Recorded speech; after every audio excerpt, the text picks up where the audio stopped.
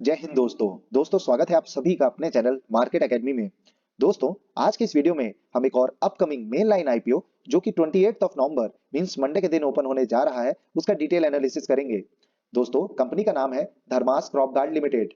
दोस्तों, हम इस वीडियो में कंपनी के प्रोफाइल यानी बिजनेस मॉडल का डिटेल एनालिसिस करेंगे, साथ ही कंपनी के फाइनेंशियल्स और रेवेन्यू मॉडल को भी चेक करेंगे और दोस्तों जानेंगे कि कंपनी अपने आईपीओ को किस वैल्यूएशन पे लेकर के आई है और दोस्तों पीयर कंपैरिजन भी करेंगे, यानी इसी सेक्टर को बिलोंग करने वाली जो बाकी कंपनीज हैं उससे इसको कंपेयर कर इसके परफॉर्मेंस और वैल्यूएशन को चेक करेंगे। और दोस्तों ऑब्जेक्ट्स ऑफ द इशू को डिस्कस करेंगे कि कंपनी आईपीओ के थ्रू जो पैसा रेज करने वाली है उससे आखिर कंपनी काम क्या करना चाहती है। और दोस्तों आईपीओ के रिगार्डिंग सारी डिटेल्स को कवर करेंगे, जैसे इंपॉर्टेंट डेट्स, करंट जीएमपी और हाँ दोस्तों ये आपको कितने लिस्टिंग गेन्स दे सकती है, ये सब कुछ इसी वीडियो में कवर करने वाले हैं। तो दोस्तों ये वीडियो बहुत ज्यादा इंफॉर्मेटिव होगा, तो इसे प्लीज लास्ट तक जरूर देखें। और हाँ दोस्तों, अगर आप पहली बार चैनल से जुड़े हैं तो चैनल को सब्सक्राइब करना और वीडियो को लाइक करना ना भूलें। चलिए दोस्तों स्टार्ट करते हैं। सबसे पहले बात करते हैं कंपनी के प्रोफाइल की। तो friends, Dharmaj is incorporated in year 2015। तो दोस्तों ये बहुत ज्यादा कोई पुरानी कंपनी नहीं है, साल 2015 में ही इसकी शुरुआत हुई है और ये एक एग्रो केमिकल सेक्टर को बिलोंग करने वाली कंपनी है, जिसका मेनली जो बिजनेस है वो है manufacturing, distributing and marketing a wide range of agrochemical formulations such as insecticides, fungicides, herbicides, plant growth regulators, micro fertilizers, antibodies and B to B to B to C customers. तो दोस्तों दोनों ही तरीके के customer, चाहे वो B to B को belong करते हो, बी टू सी कस्टमर्स हो, दोनों को ही ये अपने एग्रोकेमिकल जो प्रोडक्ट्स हैं उनकी मैन्युफैक्चरिंग से लेकर के मार्केटिंग का काम ये कंपनी करती है। और इसके जो प्रोडक्ट्स भी हैं वो एक काफी ब्रॉड रेंज के प्रोडक्ट्स हैं, काफी डिफरेंट डिफरेंट प्रोडक्ट्स की मैन्युफैक्चरिंग का काम ये करती है। उसमें इंसेक्टिसाइड है, fungicides, herbicide, plant growth regulators और भी कई सारे प्रोडक्ट्स इसकी मैन्युफैक्चरिंग कैपेबिलिटी के अंदर हैं। And friends, the company also provides crop protection solutions to farmer to assist them maximize productivity and profitability. And Thermas Crop Guard Limited exports more than 20 countries in Latin America, East African countries, the Middle East and Far East Asia। तो दोस्तों इसके जो customers हैं वो सिर्फ India में नहीं है, अब्रॉड भी हैं और ये ऑलमोस्ट 20 कंट्रीज में अपने जो एग्रोकेमिकल बेस्ड जो प्रोडक्ट हैं उनकी डिलीवरी का काम और एक्सपोर्ट का काम ये कंपनी करती है। And as on 30 2021, Dharmas Crop Guard Limited has more than 196 institutional products and that they sold to more than 600 customer based in India and international markets। तो दोस्तों जैसा कि हमने पहले ही देखा था कि इसकी जो प्रोडक्ट वो एक ब्रॉड रेंज प्रोडक्ट्स ये बनाती है, तो उसमें काफी डिफरेंट डिफरेंट तरीके के प्रोडक्ट्स हैं। तो ऑलमोस्ट 196 इंस्टीट्यूशनल प्रोडक्ट की मैन्युफैक्चरिंग का काम इसने किया और इसके जो कस्टमर थे वो ऑलमोस्ट 600 डिफरेंट डिफरेंट कस्टमर्स को, जो कि इंडिया में भी थे और इंटरनेशनल मार्केट में भी थे, उनको इसने अपने प्रोडक्ट सप्लाई और डिलीवर किए। And as on November 30 2021, the company exports इस product to more than 60 customer across 20 countries. तो दोस्तों 20 कंट्रीज से ज्यादा में इसकी प्रेजेंस है और यहाँ ये अपने प्रोडक्ट्स को एक्सपोर्ट करती है। And friends, the company manufacturing facility is located in Ahmedabad, Gujarat. तो दोस्तों इसकी जो मैन्युफैक्चरिंग प्लांट है वो अहमदाबाद में है, तो आप कह सकते हैं कि गुजरात बेस्ड ये कंपनी है। And Dharmaj crop guard limited also has reached research and development centre at the manufacturing facility. तो दोस्तों इस तरीके की जो कंपनी होती है उनको लगातार अपने रिसर्च एंड डेवलपमेंट पे काम करना रहता है, क्योंकि नई नई टेक्नोलॉजी आती जाती है समय के साथ। तो इसके पास भी खुद की एक रिसर्च एंड डेवलपमेंट की टीम है जो कि मैन्युफैक्चरिंग फैसिलिटी में इसके साथ काम करती है। And the company's branded products are sold in 12 states through networking comprising over 3700 dealers having access to 8 stock depots in India. तो दोस्तों इस तरीके की कंपनी में सिर्फ प्रोडक्ट बनाना ही काम नहीं होता, उसकी मार्केटिंग करना, डिस्ट्रीब्यूशन करना भी एक बहुत इंपॉर्टेंट रोल होता है। तो इसके लिए काफी अच्छा डीलरशिप और काफी अच्छी नेटवर्किंग इसके पास है, क्योंकि इसके पास ऑलमोस्ट 3700 डीलर्स हैं और 8 स्टॉक डिपोज भी हैं। तो ओवरऑल अगर देखा जाए कंपनी का जो बिजनेस है वो काफी अच्छा नजर आ रहा है, काफी अच्छे तरीके से मैन्युफैक्चरिंग हो चाहे वो डिस्ट्रीब्यूशन हो या मार्केटिंग हो, इस तरीके के काम को ये अंजाम दे रही है। और दोस्तों इस तरीके की कंपनी में हमें स्ट्रेंथ और रिस्क भी जरूर चेक करना चाहिए, क्योंकि एक तरीके से सिक्लिकल तरीके के बिजनेस है। अब इसके स्ट्रेंथ को चेक कर लेते हैं। तो इसमें सबसे पहला है diversified folio of the product and consistent focus on quality and innovation. तो दोस्तों डाइवर्सिफाइड फोलियो है ही, इसका प्रोडक्ट्स हमने देखे थे कितने डिफरेंट डिफरेंट तरीके के प्रोडक्ट्स बनाती है, खुद की आर&डी टीम भी है इसकी, तो इससे सस्टेनेबिलिटी भी इस कंपनी की बढ़ जाती है। एंड स्टेब्लिश डिस्ट्रीब्यूशन नेटवर्क भी है दोस्तों, हमने देखा था कि इसकी नेटवर्किंग काफी अच्छी है, काफी ज्यादा डीलर्स इसके पास हैं जो कि इसके जो प्रोडक्ट्स हैं उनके डिलीवरी में काफी अच्छे से काम करते हैं। और दोस्तों इस तरीके की कंपनी में रिस्क फैक्टर भी काफी ज्यादा होता है, क्योंकि एग्रोकेमिकल सेक्टर को बिलोंग करने वाली कंपनी है। वैसे तो दोस्तों एग्रोकेमिकल सेक्टर ने अभी पिछले 4 से 5 सालों में काफी अच्छा परफॉर्म किया है इंडिया में, पर दोस्तों ऐसी कंपनी में थोड़ा सा रिस्क फैक्टर ज्यादा होता है, तो चलिए रिस्क को भी डिस्कस कर लेते हैं। तो सबसे पहला रिस्क तो दोस्तों ऐसा होता है कि इस तरीके की कंपनी में थोड़े से एक रेगुलेटरी बोर्ड्स ज्यादा होते हैं, ज्यादा कानून रहते हैं इनके ऊपर, क्योंकि गवर्नमेंट के रिस्ट्रिक्शंस काफी रहते हैं। तो परमिट मिलना मुश्किल रहता है किसी भी काम के लिए, लेकिन अगर मिल गया है तो दूसरी कंपनी को मुश्किल से रहता है, तो यही इसकी स्ट्रेंथ भी बन जाता है। अब दोस्तों सेकंड पॉइंट की बात करें, failure to comply with the quality standards technical. हाँ, अगर ये कंटिन्यूअसली अपने रिसर्च एंड डेवलपमेंट पे या टेक्नोलॉजी पे काम ना करे, तो इसकी जो क्वालिटी स्टैंडर्ड्स है अगर वो कम होते हैं, तो ये भी आगे चल के रिस्क फैक्टर में इंक्लूड होगा, पर अभी तक ऐसा कुछ देखने को नहीं मिला है। काफी अच्छा ये कंपनी परफॉर्म करती आ रही है। एंड थर्ड फैक्टर, ऐसी कंपनी में हमें चेक करना होता है, company does not generally enter into a long term agreement with the majority of its customers. तो दोस्तों ये एक थोड़ा सा पॉइंट है जो कि कंसर्न वाली चीज है। इसके पास जो कस्टमर रेंज है वो तो काफी ज्यादा है, लेकिन लॉन्ग टर्म एग्रीमेंट्स नहीं है, शॉर्ट टर्म एग्रीमेंट्स है। अगर लॉन्ग टर्म रहते हैं तो क्या है, जैसे 5 या 10 या 15 साल के हैं, तो कंटिन्यूअसली उससे कंपनी को मार्जिन मिलते रहते हैं, उसके थ्रू कंपनी रिवेन्यू और प्रॉफिट जनरेट करती रहती है।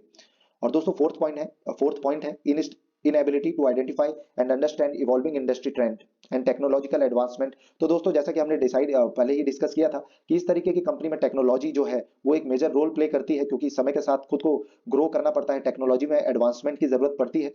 तो और खास करके फिफ्थ पॉइंट, जैसा कि आप देख भी सकते हैं कि एक सिक्लिकल नेचर की ये कंपनी है, क्लाइमेटिक कंडीशन पे बहुत ज्यादा डिपेंड करती है, सीजनल वेरिएशन पे डिपेंड करती है। अगर कुछ सीजनल इफेक्ट पड़ता है तो ये एक रिस्क फैक्टर जुड़ जाता है कंपनी के साथ। तो दोस्तों ये सारी जो चीजें हैं ये भी अफेक्ट कर सकती हैं कंपनी को।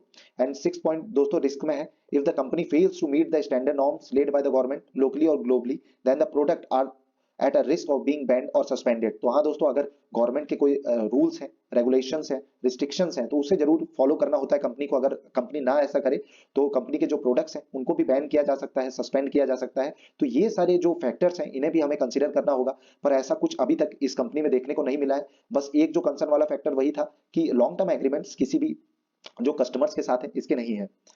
अब दोस्तों एक और बहुत ही महत्वपूर्ण और जरूरी चीज होती है किसी भी आईपीओ में अप्लाई करते वक्त या किसी कंपनी में इन्वेस्ट करते वक्त, वो होता है कंपनी के फाइनेंशियल्स को चेक करना कि कंपनी कैसे परफॉर्म करते आई है और आगे ये कैसा परफॉर्म कर सकती है। तो दोस्तों चलिए कंपनी के फाइनेंशियल्स को चेक कर लेते हैं। तो दोस्तों इसमें सबसे पहले है टोटल एसेट्स। तो साल 2019 में इसके टोटल एसेट्स थे दोस्तों 47 करोड़ के। साल 2020 में ये फिगर बढ़ करके हो गया 92 करोड़ का।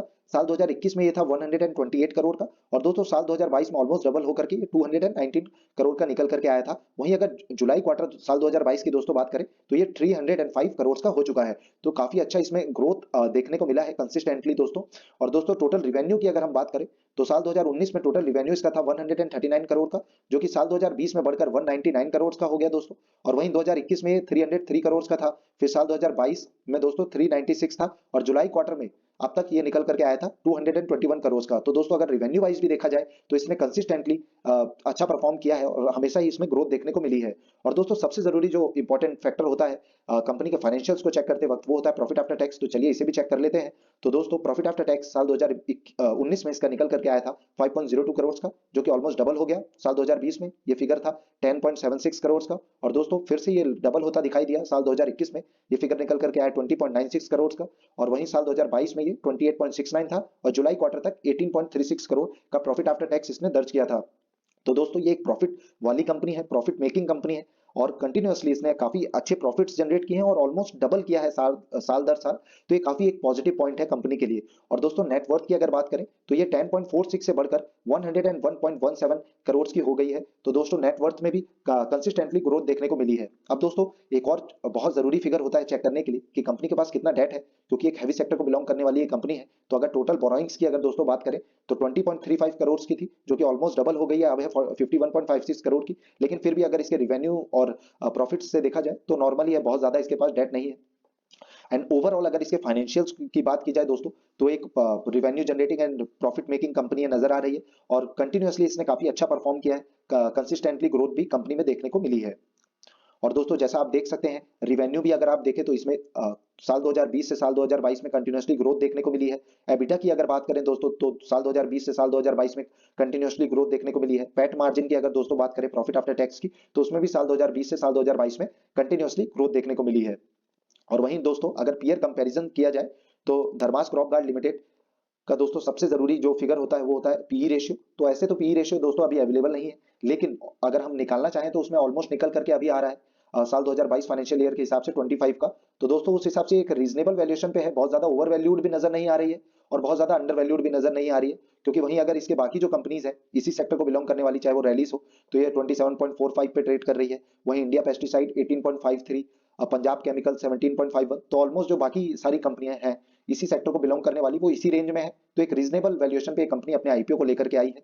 अब दोस्तों टोटल रिवेन्यू की बात करें तो 220 करोड़ का था। वहीं अर्निंग पर शेयर 7.44 का है, तो ये भी एक डिसेंट फिगर है, बहुत कोई इंप्रेसिव फिगर तो नहीं है। लेकिन नेफ की बात करें तो 40.99 है, ये काफी अच्छा फिगर दिखाई दे रहा है। और रिटर्न ऑन नेटवर्थ इसका 18.2% का है। तो ओवरऑल कंपनी फाइनेंशियल सही है, वैल्यूएशन इसका एक रीजनेबल वैल्यूएशन पे कंपनी अपने आईपीओ को लेकर के आई है। अब दोस्तों ऑब्जेक्ट्स ऑफ द इशू को भी डिस्कस कर लेते हैं कि कंपनी आखिर जो पैसा रेस करेगी उससे कंपनी काम क्या करना चाहती है। तो दोस्तों इसमें सबसे पहला जो पॉइंट है जो कंपनी ने दिया है वो है funding capital expenditure towards setting up a manufacturing facility eight Bharuch Gujarat. तो दोस्तों गुजरात में ही एक और मैन्युफैक्चरिंग फैसिलिटी जो है उसके एक्सपेंशन के लिए, उसके कैपिटल एक्सपेंडिचर के लिए कंपनी पैसे को रेस कर रही है। साथ ही funding incremental working capital requirements of the company and repayment in full or part of certain borrowing of the company। तो दोस्तों ये भी काफी अच्छा साइन है कि कंपनी अपनी बोरोइंग्स को कम करना चाहती है। And the fourth point is general corporate purpose. अब दोस्तों आईपीओ से रिलेटेड बाकी डिटेल्स की बात कर लेते हैं। तो दोस्तों जैसा कि हमने देखा था कि 28 नवंबर को आईपीओ ओपन होने जा रहा है और 30 नवंबर लास्ट डेट होने वाली है, मतलब क्लोजिंग डेट होने वाली है। वहीं अगर फेस वैल्यू की बात करें तो 10 रुपए पर शेयर की फेस वैल्यू है।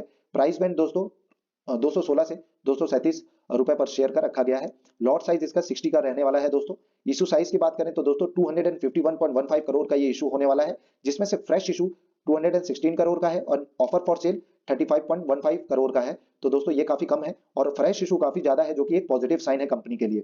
और दोस्तों इशू टाइप की अगर बात करें तो बुक बिल्ड इशू आईपीओ रहने वाला है। लिस्टिंग इसकी बीएसई और एनएसई दोनों में ही होने वाली है। क्यूआईबीज का कोटा दोस्तों 50% का इसमें रिजर्वेशन जो है वो क्यूआईबीज के लिए है, एचएनआईज के लिए 15% है एंड रिटेल इन्वेस्टर हम और आप जैसे जो इन्वेस्टर्स हैं, रिटेल इन्वेस्टर्स, उनके लिए भी दोस्तों 35% का जो रिजर्वेशन या फिर कोटा इसमें रखा गया है। अब दोस्तों अगर टाइम टेबल की बात करें तो 28 नवंबर ओपनिंग है, 30 नवंबर इसकी क्लोजिंग होने वाली है। अगर आपको अलॉटमेंट मिला है या नहीं मिला है ये आपको 5 दिसंबर को पता चलेगा। और अगर आपको अलॉटमेंट नहीं मिलता है दोस्तों तो 6 दिसंबर को ये पैसे आपके अमाउंट जो है वो रिफंड कर दिया जाएगा। और दोस्तों अगर ये आपको अलॉटमेंट मिल जाता है तो आपके डीमेट अकाउंट में ये शेयर्स क्रेडिट कर दिए जाएंगे 6 दिसंबर को। वहीं इसकी जो लिस्टिंग है वो 8 दिसंबर को होने वाली है।